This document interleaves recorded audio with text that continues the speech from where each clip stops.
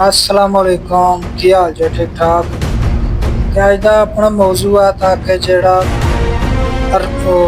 Kuwait ते Saudi अरब का जेड़ा मुआहदा डिफेंस मुआहदा सऊदी अरब ने पहले तो बहुत ही घट मुआहदे कीते ने साडे नाल तक डिफेंस मुआहदे।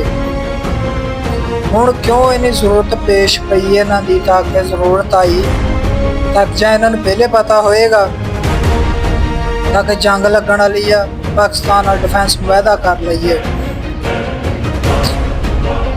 ते साडी बचत हो जाएगी। कुवैत ने पहले तो कभी डिफेंस मुआहदा कीता नहीं, अमेरिका नाल ओहदा डिफेंस मुआहदा सी। पाकिस्तान नूं कि इस जंग दे विच घसीटण वास्ते डिफेंस मुआहदे करन दे ने।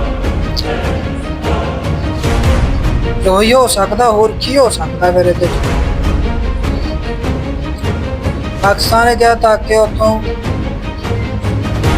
ਪਾਕਿਸਤਾਨ ਦੇ ਵਿੱਚ ਕਾਰੋਬਾਰ ਕਰੋ ਤੇ ਫਿਰ ਅਸੀਂ ਡਿਫੈਂਸ ਮੁਆਹਦਾ ਕਰਨੇ ਆ ਤੁਹਾਡੇ ਨਾਲ, ਤਾਂ ਕਿ ਜਿਹੜੇ ਆਇਲ ਦੇ ਡਿਪੂ ਨੇ ਉਹ ਫੁੱਲ ਕਰੋ ਸਾਡੇ, ਫਿਰ ਅਸੀਂ ਤੁਹਾਨੂੰ ਡਿਫੈਂਸ ਦਿਆਂਗੇ।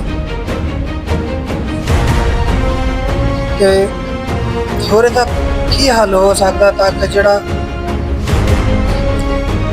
ਕੁਵੈਤ ਨੇ ਪਾਕਿਸਤਾਨੀਆਂ ਦੇ ਵੀਜ਼ੇ ਵਾਸਤੇ ਤਾਂ ਕੋਈ ਸਖਤੀ ਘੱਟ ਕੀਤੀ ਨਹੀਂ, ਜਿਹੜਾ ਸੁੱਖ ਨਾਲ ਕੁਵੈਤ 'ਚ ਬੰਦਾ ਤੁਰ ਜਾਏ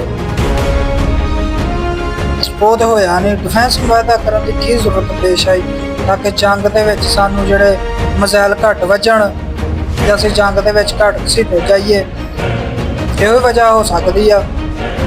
अपने कमेंटा राय का इजहार लाजमी करें।